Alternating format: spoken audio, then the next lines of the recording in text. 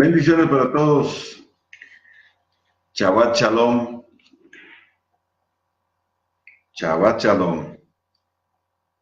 Y también Hag Pesach Sameach. Feliz fiesta de Pesach para todos.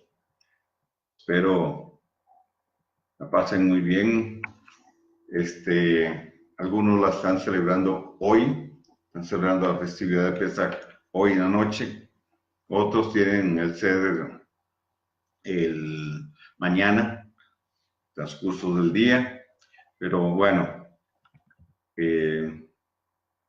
realmente es una festividad hermosa por todo lo que la festividad encierra, por todo lo que la festividad habla, y celebrarla como Yeshua lo estableció, con toda no solo el recordatorio histórico, sino también, ¿verdad? Que dicho sea paso, el recordatorio histórico tiene que ver con lo que sucedió con Israel, nuestro pueblo allá en Egipto, pero también y sobre todo con lo que Yeshua hizo, su sacrificio de expiación, el cordero inmolado, del Dios eterno que fue sacrificado, pero también la proyección profética que la festividad tiene. No voy a hablar de la festividad de Pesaj, es otro el tema, pero igualmente está relacionado con la sangre. La festividad de Pesaj, entonces, nos habla del sacrificio de Yeshua en el madero. Sin embargo, creo que es importante, a manera de comentario, antes de iniciar propiamente lo que quiero compartirles, pues establecer que Pesaj y Semana Santa son dos cosas totalmente diferentes. Respetamos las creencias de cada quien, respetamos su línea ideológica, pero la verdad es solo una.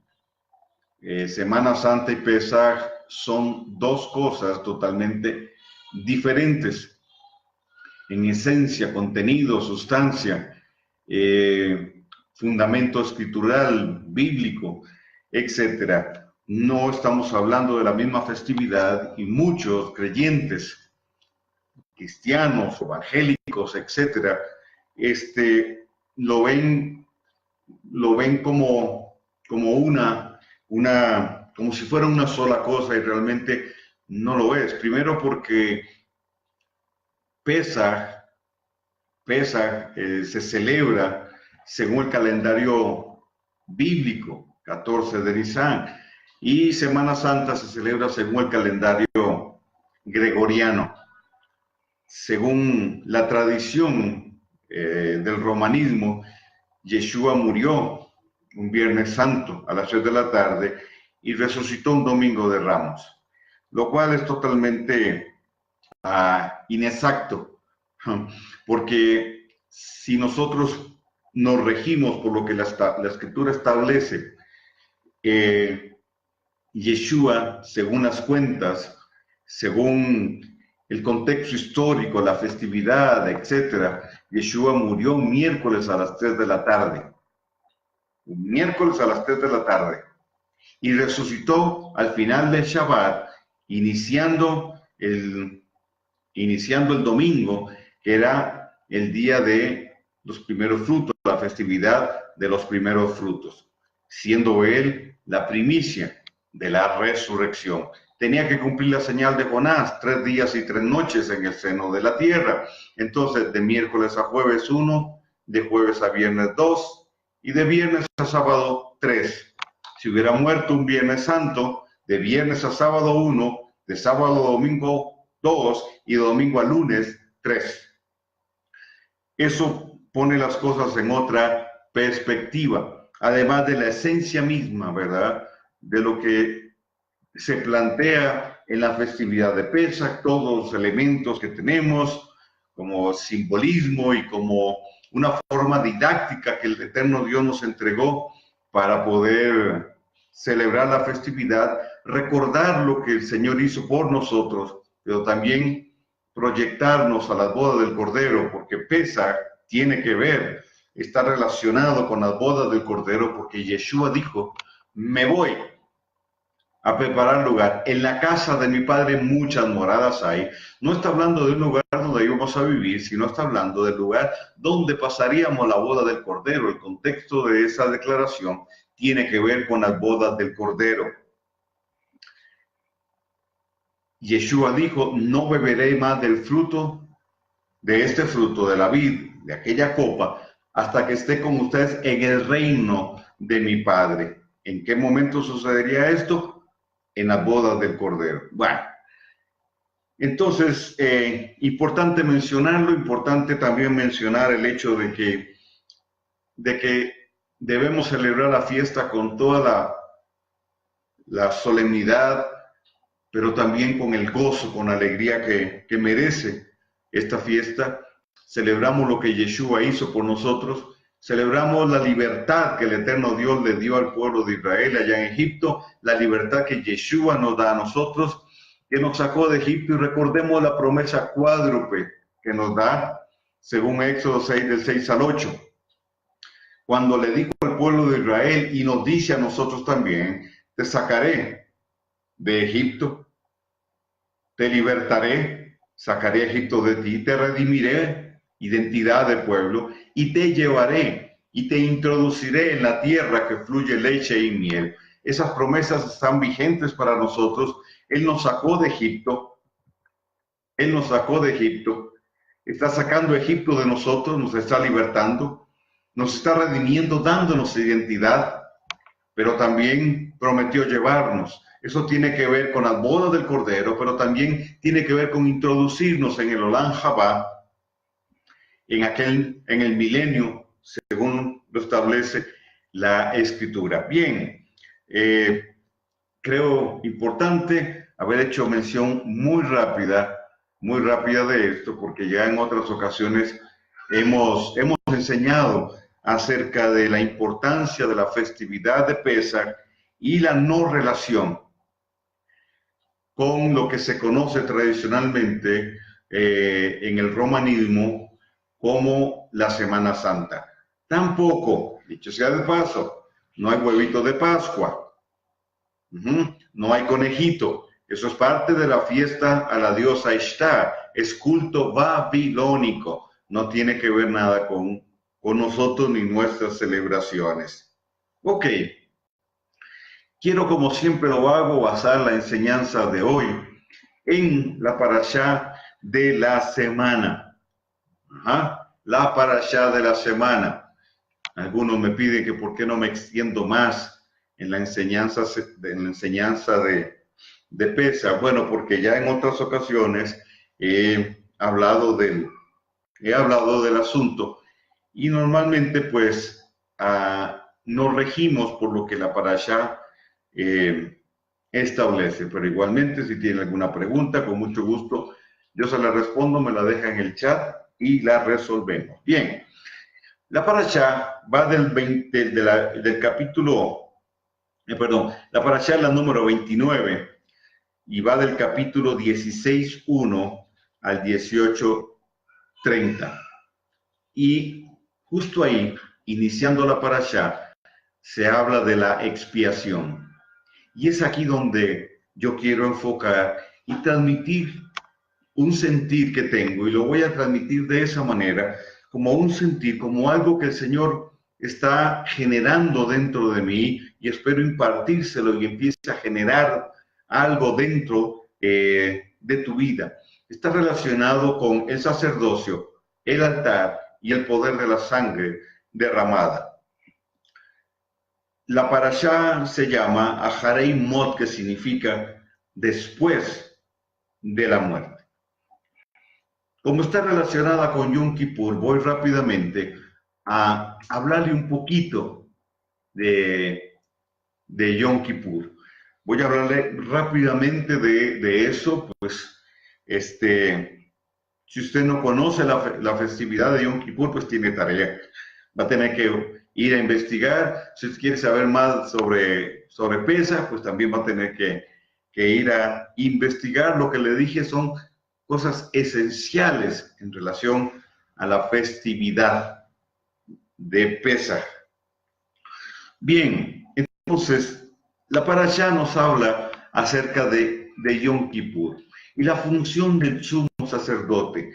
Entonces, como siempre hago, yo quiero traer la enseñanza de lo que está en la parashá, tomarla como referencia, hacer una aplicación a nuestra vida a través de lo que Yeshua hizo y luego darle una aplicación profética, una aplicación profética.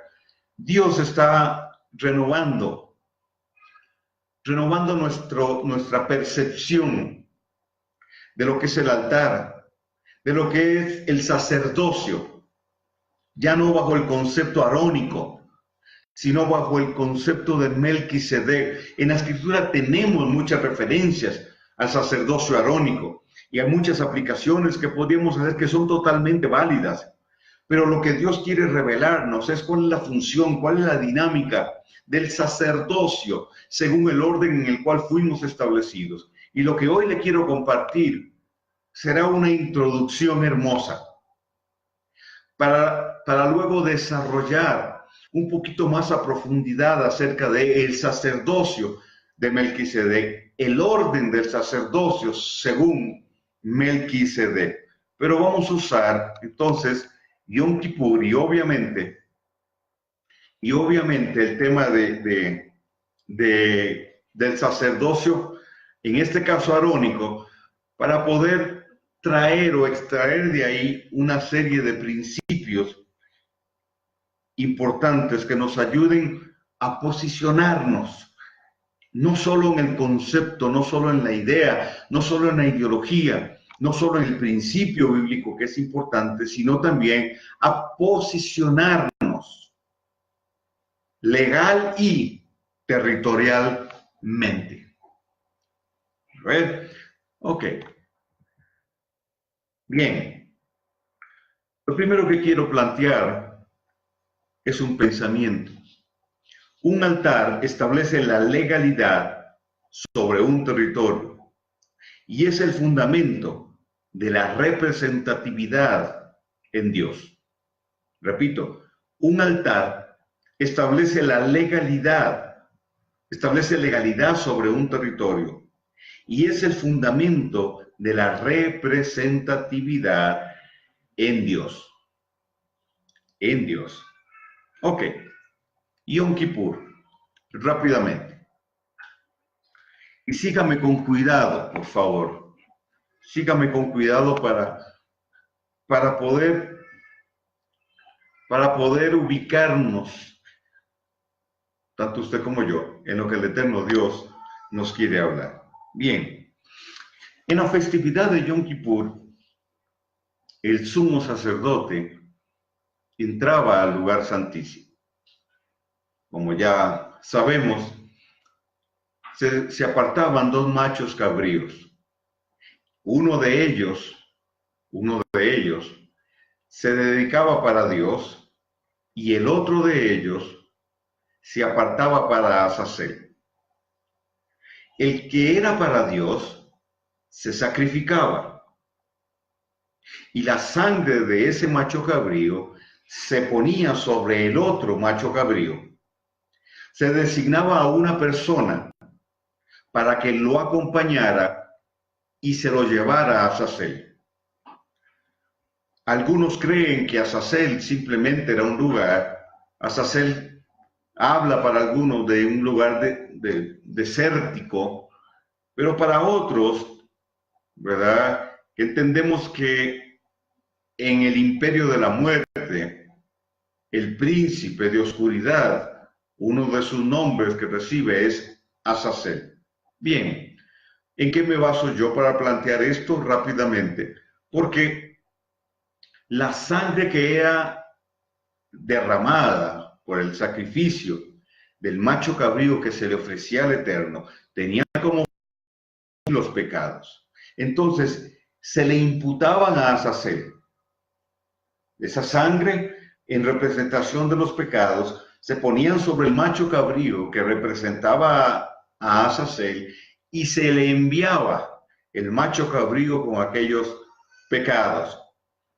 Entendiendo, o desde mi entendimiento más bien, que el perdón del Eterno sobre el hombre, le redimía del pecado y de alguna manera se le devolvía al enemigo lo que era de él, estableciendo que ya él no tenía legalidad, por cuanto aquella sangre había sido derramada según los requisitos del Dios eterno, dando la legalidad para la redención.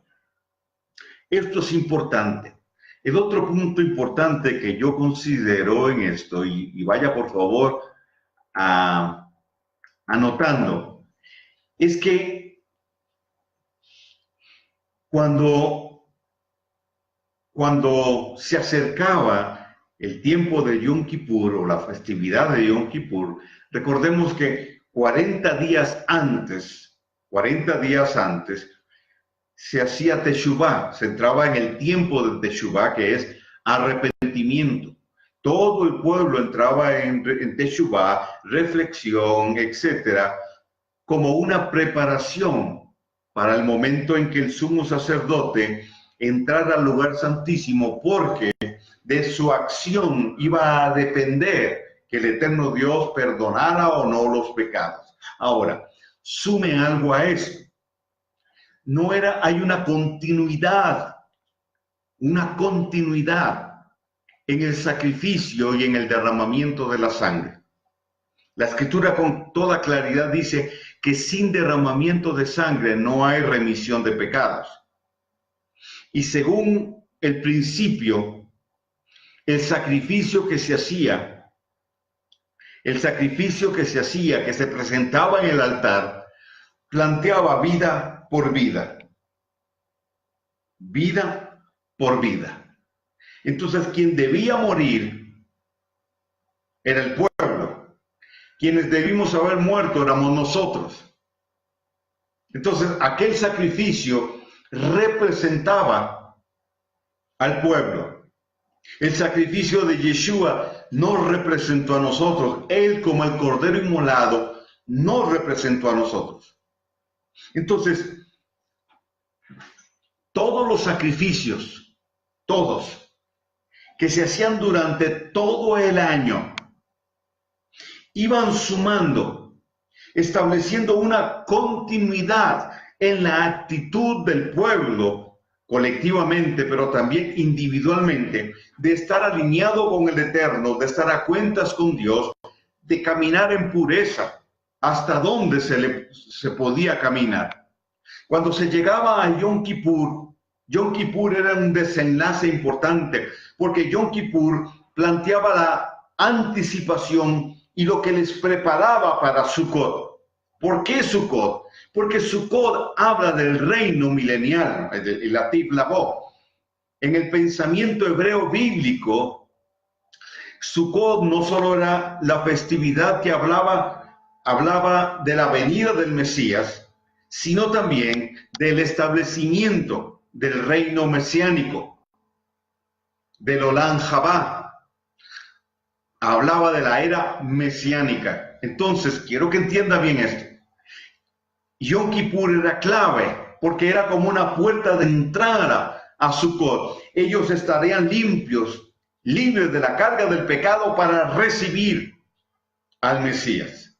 Ok, ahora, el sumo sacerdote entonces era el encargado, el responsable de llevar la sangre de ese macho cabrío, repito, que representaba al pueblo, el pecado del pueblo, que representaba a los sacerdotes, que representaba todo lo que se había hecho durante todo el año. ¿Y cuál era la gran expectativa? Que el eterno Dios respaldara, perdonara los pecados, que hubiese la señal del eterno Dios, que aquel cordón resplandeciera, que se ponía allá a la entrada, a la entrada de la tienda, como una señal de que el Eterno había perdonado los pecados. Entonces, el sumo sacerdote, y este punto es clave para mí, el sumo sacerdote era, un mediador.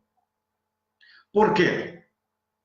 Porque uno de sus objetivos era reconciliar. Era un mediador para reconciliar al pueblo con Dios y a Dios con el pueblo. Tome nota de esto, por favor. Número 2, era un intercesor. ¿Por qué? Porque mediaba entre dos partes. Esa es la definición de intercesor. Mediaba entre dos partes. Entre Dios y los hombres. Entre Dios y el pueblo. Pero le hago aquí un pequeño paréntesis y ya lo amplío en un momento, que es a donde yo quiero llegar. A donde yo quiero llegar. El sacerdote como intercesor, también llevaba delante del Dios eterno,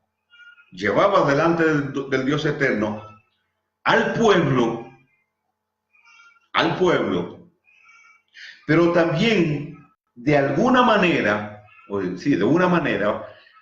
en otro sentido, traía a Dios al pueblo.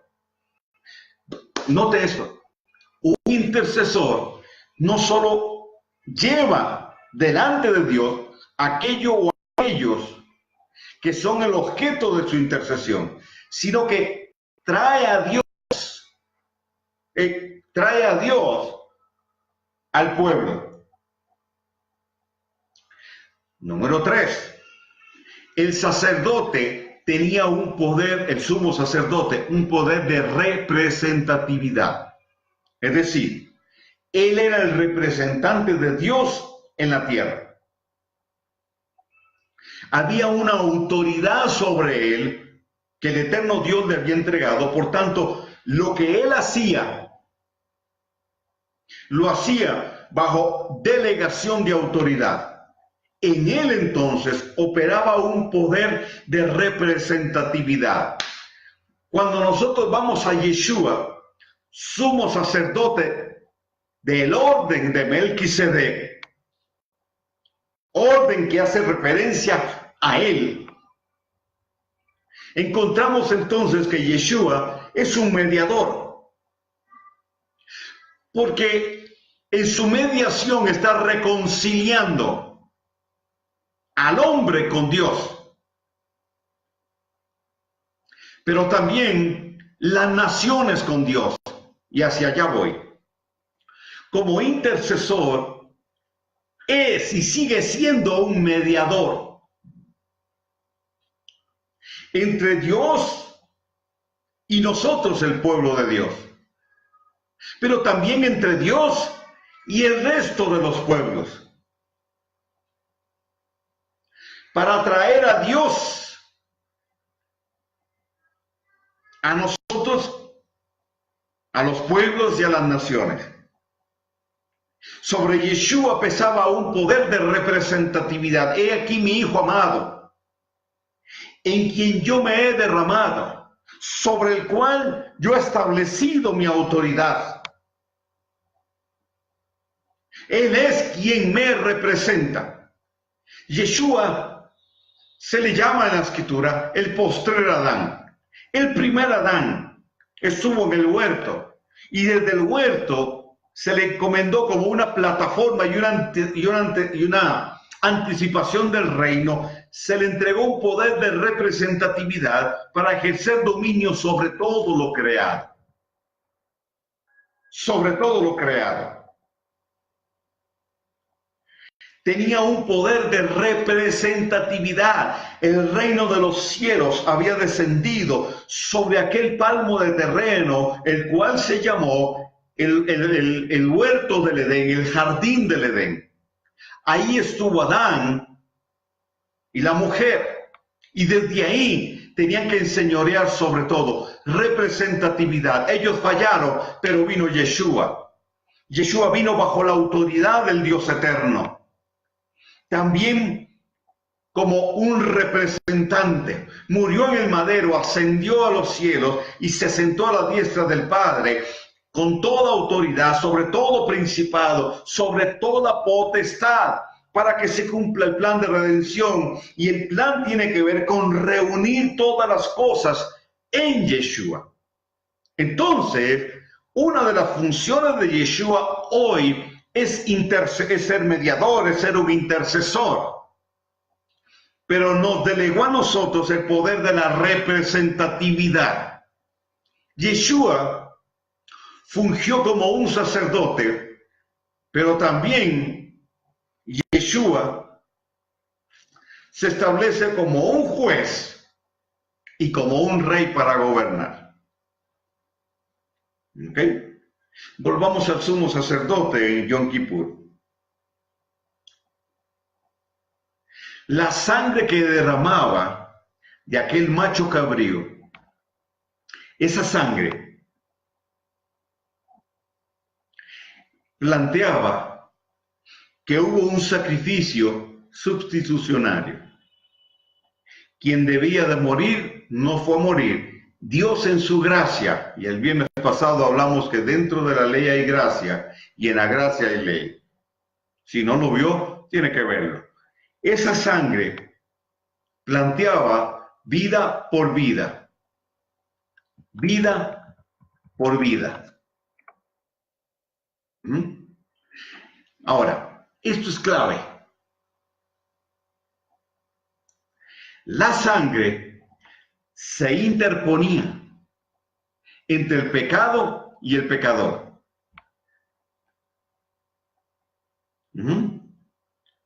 Ustedes han leído en la Biblia que dice que Dios aborrece el pecado, pero ama al pecador.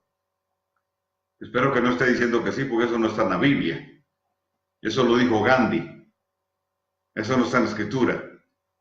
Dios ama el pecador, pero aborrece el pecado. Eso lo dijo Gandhi. Ahora, el principio es este. Oiga bien, la sangre derramada se interponía entre el hombre y el pecado. Obviamente, la sangre detenía el juicio por el pecado, detenía el juicio por el pecado que planteaba muerte. La Escritura dice que usted y yo estábamos muertos en delitos y en pecado. Y éramos carne para las pailas del infierno. La condenación estaba establecida para nosotros, pero Yeshua muere en el madero, derrama su sangre e inmediatamente su sangre se interpone entre el juicio de Dios,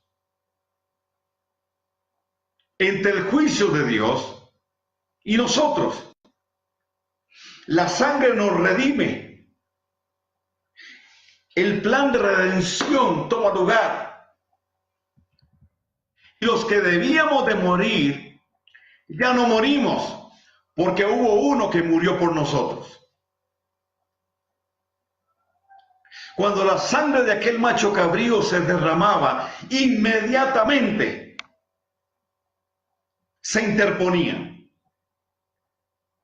Sin embargo, tenía que haber un sacrificio continuo, porque continuamente había pecado, transgresión de la Torá. Entonces, todo el año había sacrificios, una y otra vez sangre derramada, pero todo eso iba sumando hasta Yom Kippur. ¿Me explico bien? Pero Yeshua, como el cordero inmolado, ofreció su sangre una vez y para siempre. Hoy no necesitamos sacrificio.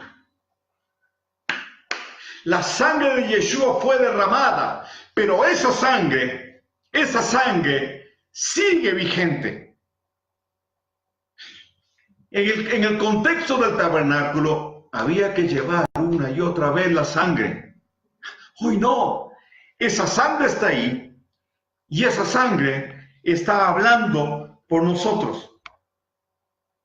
Romanos 12:24 dice que la sangre de Yeshua habla mejor que la de Abel. La sangre derramada por Abel clamó por justicia. La sangre derramada por Yeshua hizo justicia. Cumple la justicia de Dios. Nos exonera de toda culpa. Nos redime de la muerte. Limpia el pecado. Limpia el pecado que nos había hecho reos de muerte y hoy nos da el derecho legal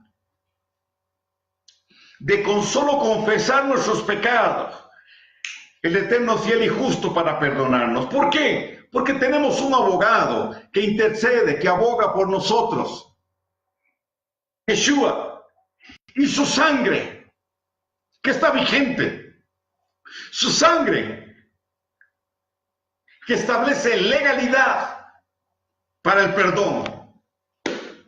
La sangre nos dio el derecho legal de poder ser perdonados hoy, en lugar de morir, ser perdonados, ser limpiados. Esa sangre nos lavó. En esa sangre estamos sumergidos porque esa sangre habla mejor que la de Abel. Entonces, por favor, cambie su lenguaje y deje de decir me cubro con la sangre. No la use como un fetiche. Nosotros no nos cubrimos con la sangre, estamos sumergidos en ella.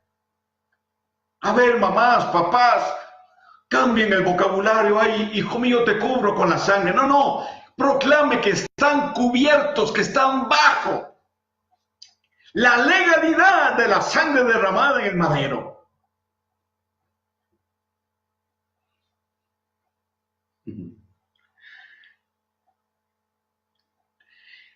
La sangre clama por justicia.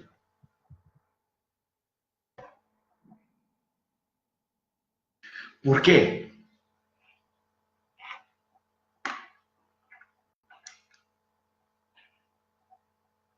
¿Por qué?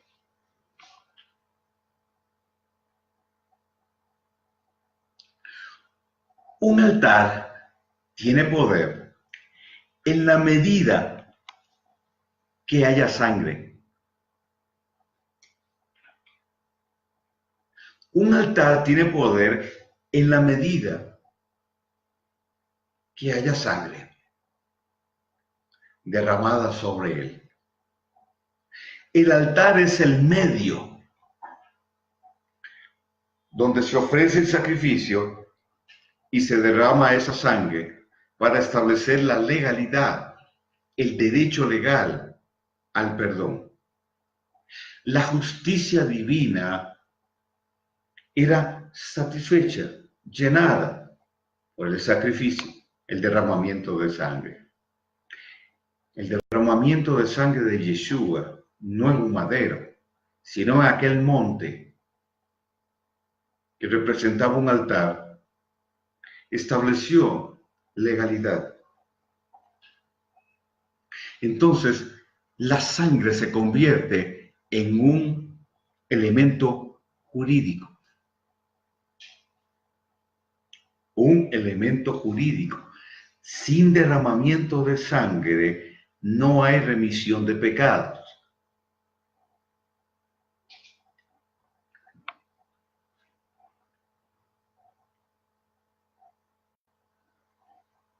Entonces, nosotros estamos sumergidos en la sangre de Yeshua.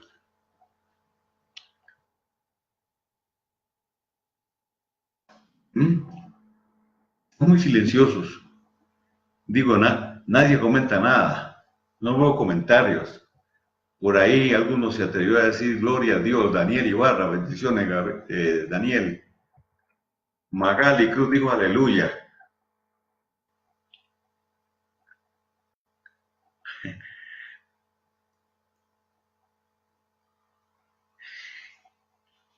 El sacrificio en el tabernáculo era continuo. Yeshua se ofreció y hoy hay un sacrificio continuo. No solo murió hace 2000 y un poquito más de años, sino que ese sacrificio sigue vigente. Porque la sangre que se derramó en ese altar sigue hablando. Yeshua sigue como mediador sobre nosotros. Yeshua sigue generando redención por causa de ese sacrificio y de esa sangre.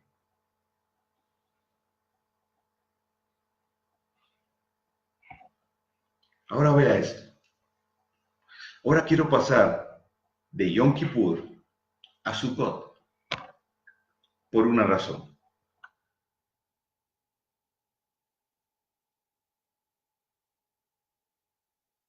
Magali Cruz dice interesante. Eric Villalobos dice, es cierto. Amén.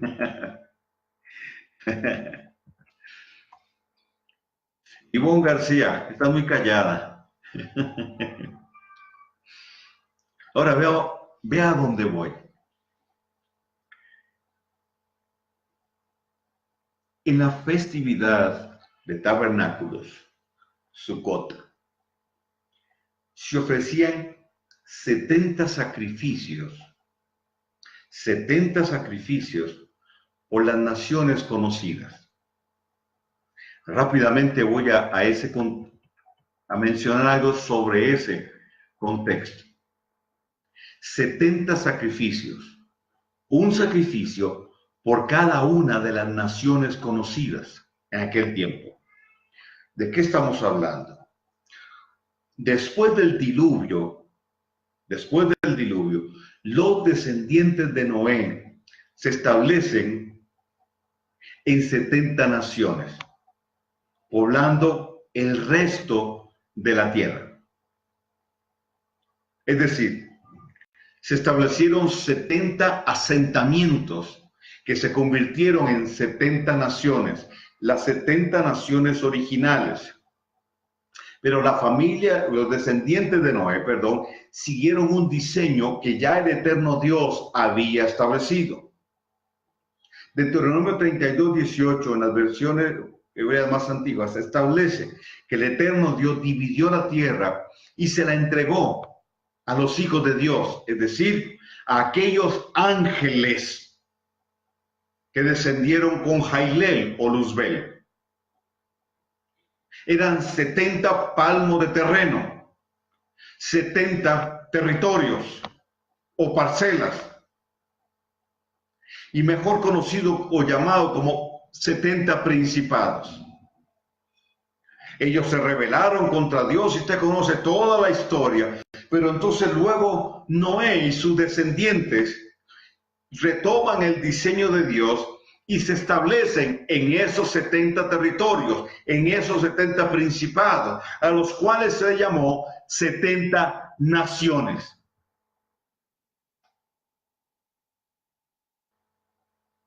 ¡70 naciones! Vamos. La intercesión va a tener un giro extraordinario cuando Dios empiece a revelar cómo fue dividida nuestra tierra. ¿Cuáles son esos 70 territorios o principados? Porque las divisiones que tenemos hoy y siguen aumentando de naciones no fueron las originales. Y en mi opinión, cuando Satanás le ofrece a Yeshua, allá en la tentación en Mateo 4 le dice: te daré todos los reinos de la tierra si postrado me adoras. La pregunta es, ¿cuáles reinos? ¿El reino animal, el reino mineral, el reino vegetal? No, los reinos de los hombres, no, esos están y después se van. No está hablando de los reinos que estableció los hombres. Está hablando de reino es igual a tronos, es igual a asentamiento de gobierno. Está hablando de 70 parcelas. Está hablando del dominio que él ha tenido sobre esas 70 naciones originales, esos puntos estratégicos. El enemigo le dice: te los entrego si te postras y me adoras. Es decir, si perviertes tu altar,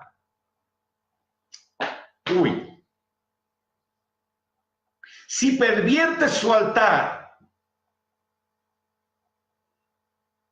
tu altar, y me sacrificas a mí, Yo te entrego esas 70 naciones. Te entrego los tronos, las columnas de iniquidad que yo he levantado en esas 70 naciones. Ponga cuidado. Me devuelvo a Sucot.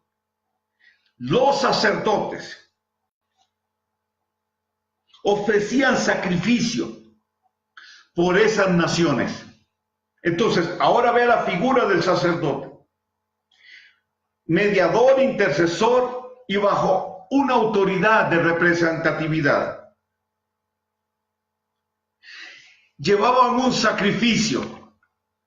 ¿Cómo llevaban los sacerdotes los animales? Se lo ponían en el hombro. Hay una postadita, una imagen que por mucho tiempo ha estado. Y era de Yeshua con un cordero en el hombro, en los hombros. Bueno, el sacerdote llevaba el animal de esa manera. Quiere decir entonces que el sacerdote, cada sacerdote, cargaba sobre su hombro cada una de esas 70 naciones. Ellos representaban la nación. Ellos se hacían la nación en un sentido, así como el sumo sacerdote al entrar al lugar santísimo y rociar la sangre y derramar esas 7 gotas en el suelo antes de llegar al propiciatorio. 7 múltiplo de 70. Vaya tomando nota. Él representaba al pueblo. El pueblo estaba sobre sus hombros. Así, los sacerdotes cargaban sobre sus hombros las naciones. Las traían delante de Dios. Pero ¿cuál era el objetivo? Derramar sangre. Derramar sangre. ¿Para qué? Para que esa sangre se interpusiera entre el pecado, la iniquidad, la transgresión, la obra de la simiente de la serpiente y el hombre. Esa sangre estaba ahí.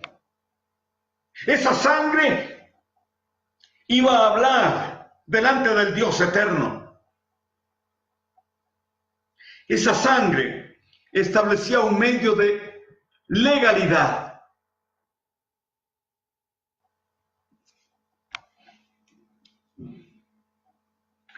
El sacerdote representaba aquella nación. Y en un sentido, era esa nación. Ellos no necesitaban ir a las naciones. Por el poder de representatividad que tenían, ellos, allá en Jerusalén, ofrecían el sacrificio. Y esa sangre, empezaba a clamar por aquella nación.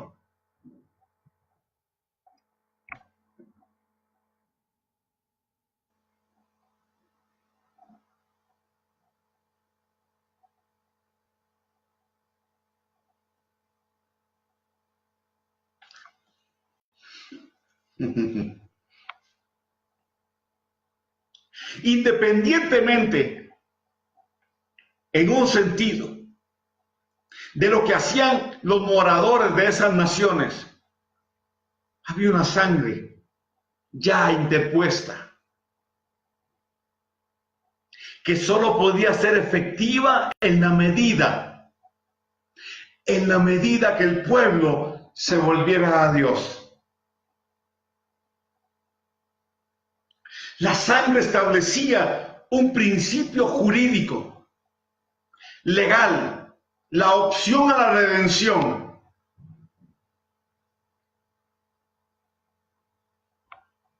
El eterno Dios estaba haciendo provisión por esas 70 naciones.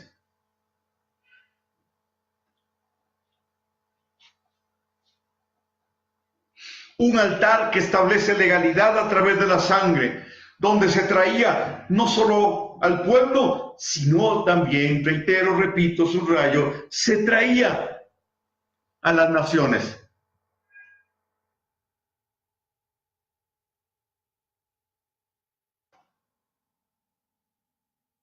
Quiere decir entonces que desde ese altar en Jerusalén se definía se definía una provisión para la redención. Y los sacerdotes, desde la posición donde estaban, provocaban que esa sangre estuviese ahí, clamando, clamando, clamando. Una vez que cesó el sacrificio, porque Yeshua vino, cambió el sacerdocio. Yeshua como sacerdote oficia el sacrificio más extraordinario que haya habido, su propia vida, su sangre es derramada. Su sangre es derramada. Y ya no cada Sukkot, ya no cada tabernáculos, sino ahora, cada día, 24/7, hay una sangre que fue vertida, que fue derramada sobre un altar, donde no solo estuvimos usted y yo, sino la humanidad entera y las naciones completas. Esas 70 naciones estaban ahí en los hombros de Yeshua cuando él ofició su propia vida como un sacrificio para la expiación, para la limpieza de los pecados, para la redención de las naciones.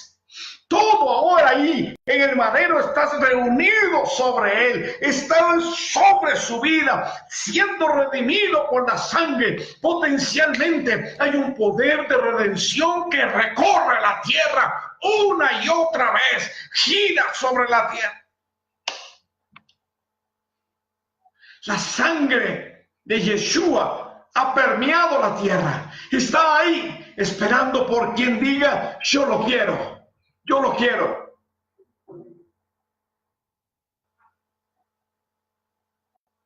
Pero las naciones están esperando. ¿A quiénes? A usted y a mí. Los sacerdotes que tomemos como aquel cordero, como el sacerdote en el tabernáculo tomó el cordero y lo ponía sobre los hombros. Está esperándonos a usted y a mí, que somos sacerdote, que somos altar, que somos templo, que somos el sacrificio. Tomemos las naciones, las pongamos sobre los hombros. Y a través de nuestra intercesión, a través de nuestra adoración, a través de nuestras proclamas, a través de nuestro servicio a Dios y lo que el eterno Dios nos pide de forma estratégica, usemos el poder de representatividad que tenemos como que el Eterno nos dio, que usemos el poder de la intercesión. Somos mediadores entre. Estamos para reconciliar al hombre y las naciones con Dios. La sangre de Yeshua ya está ahí. Ya está ahí. Entonces las naciones reciben la mediación a través de nosotros. A través de nosotros como altares vivientes. La legalidad de esa sangre rodeada por Yeshua y la investidura de autoridad como representantes legales, como sacerdotes, hace que nuestra intercesión medie, se active, que aquello que es legal se vuelva vivencial. Por eso Dios te posiciona y donde tú estás puedes ejercer ese rol. La nación está sobre tus hombros. La nación está sobre tus hombros. La nación está sobre tus hombros. Las naciones están sobre nuestros hombros. Nuestra intercesión está provocando que la sangre, el poder redentivo de esa sangre, el poder de esa sangre que trae juicio sobre el enemigo, se active. Esa sangre está mediando entre el hombre y el pecado, entre el hombre y la simiente de la serpiente, entre el hombre y la iniquidad. Está ahí, y nuestra acción provoca que esa sangre se active sobre esas personas. Dios nos está llamando a redimir las 70 naciones, aquellas naciones por las cuales Dios hizo provisión desde que estableció las festividades bíblicas. Hoy el tabernáculo no está en Jerusalén. Hoy el tabernáculo, los tabernáculos, están esparcidos por todo el planeta. Dios nos está introduciendo en una nueva dimensión del sacerdocio de Melquisedec para poder usar nuestra mediación, nuestra intercesión y nuestra investidura de representatividad. Entonces legislamos, porque Efesios 2:6 dice que nosotros estamos juntamente con Él sentados en lugares celestiales. ¡Wow! Sentados juntamente con Él en lugares celestiales. ¿Eso qué quiere decir? La palabra ahí en griego, suncatizo, establece darle a alguien una autoridad, una silla de autoridad y llamarlo como juez. Usted y yo somos jueces. Pero también entonces, a partir de nosotros, se establece la jurisdicción donde estemos asentados. Ahí entonces estará el altar, y a partir del altar la legalidad, y con la sangre de Yeshua vigente y hablando, entonces nosotros bajo ese respaldo intercedemos por aquella nación. Entonces no necesitamos ir tampoco a otra nación necesariamente. Me explico, desde tu casa, desde tu congregación, tú puedes poner sobre tus hombros la nación que está a 3,000, a 5,000, a 10,000, a 20,000 kilómetros, de acuerdo a lo que el Eterno te diga, de acuerdo a lo que el Eterno te establezca. Antes Él lo hizo con los sacerdotes en Jerusalén, pero hoy Él tiene sacerdotes en todas partes del planeta y los está posicionando y dándonos un entendimiento mayor, una revelación mayor del poder que hay en la representatividad que usted y yo tenemos.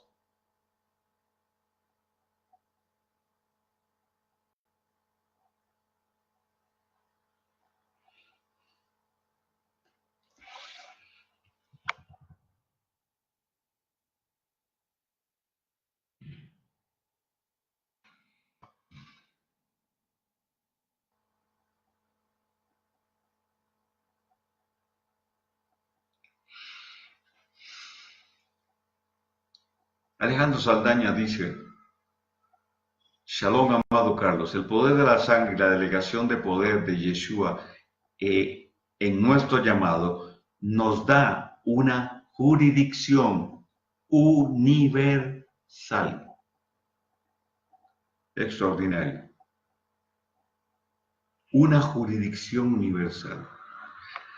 Déjenme terminar con esto, que sería la introducción a lo siguiente.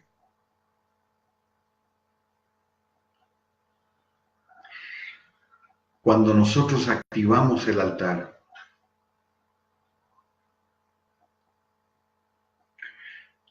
entramos en el universo de la palabra, en la dimensión de la palabra.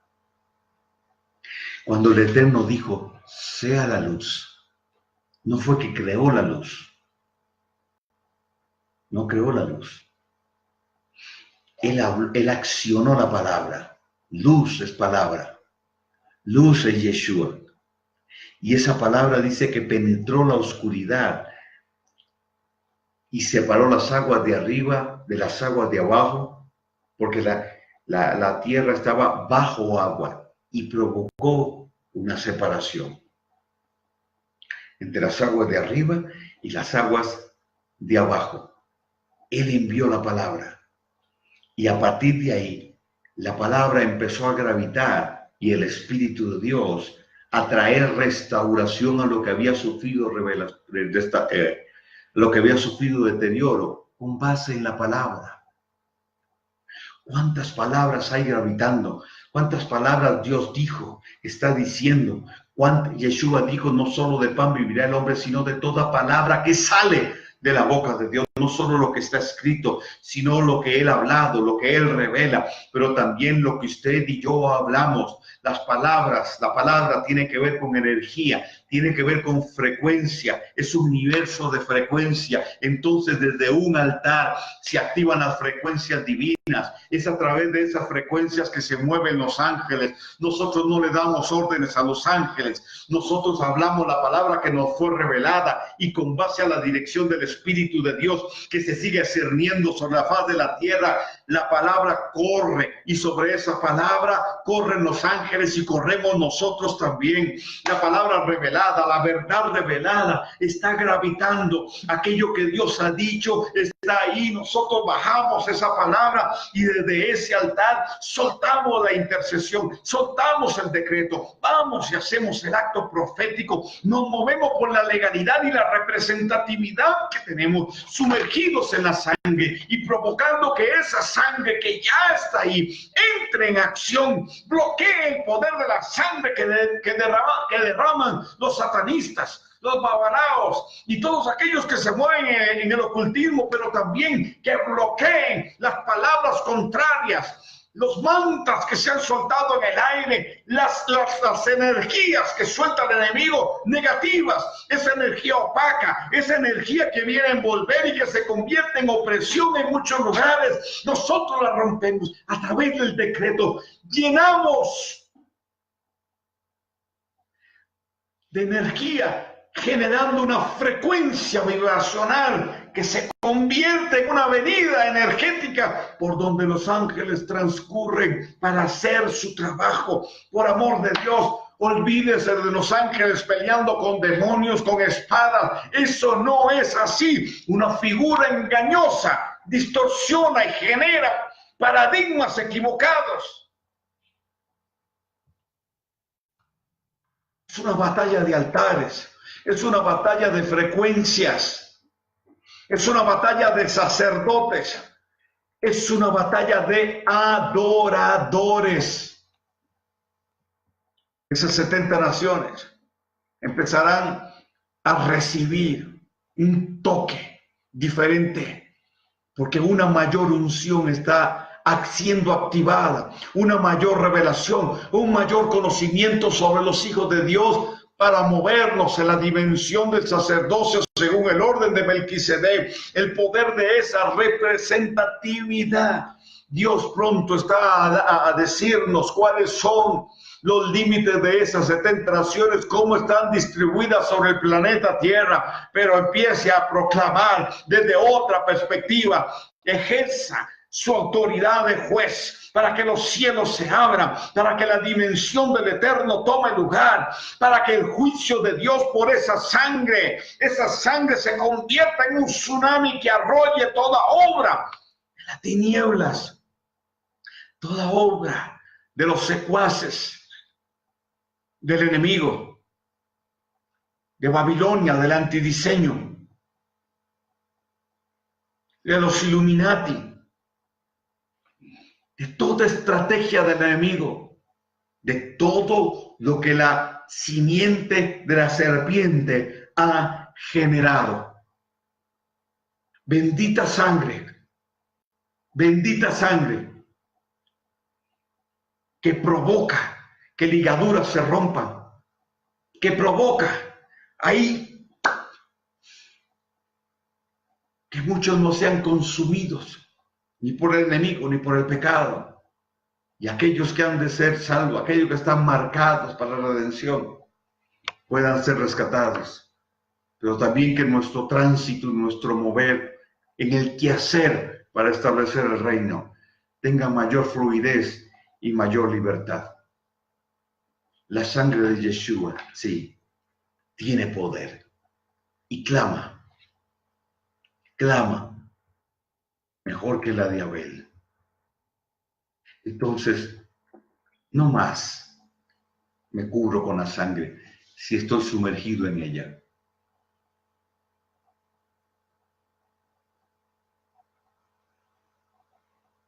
¿Te das cuenta?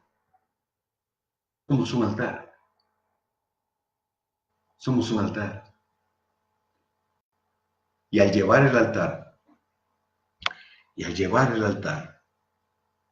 a donde vayamos, provocamos que los cielos se abran, que la gloria de Dios se establezca. Les bendigo.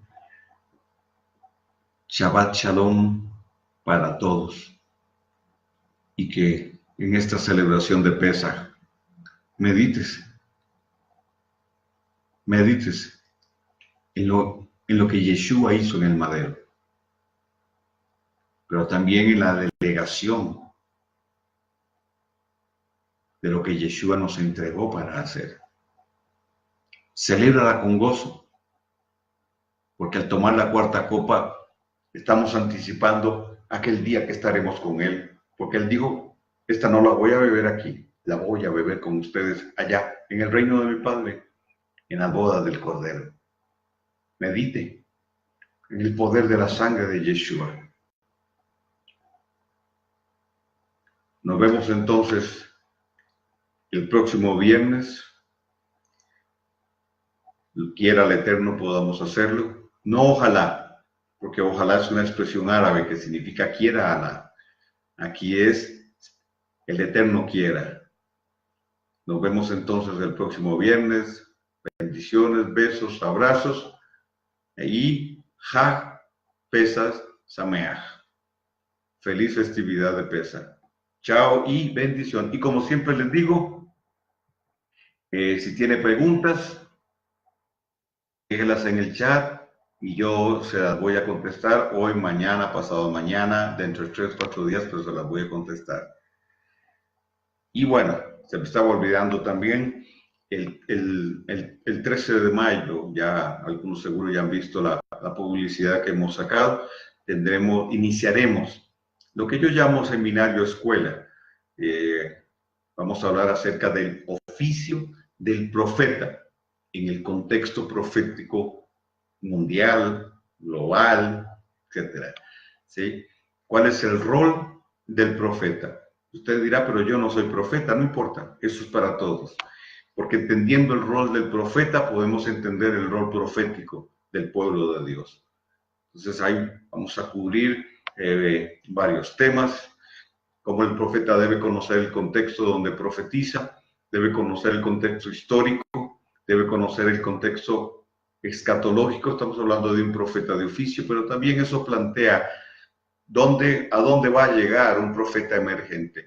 Tenemos la gran carga sobre todo, por capacitar a los profetas emergentes de una nueva generación.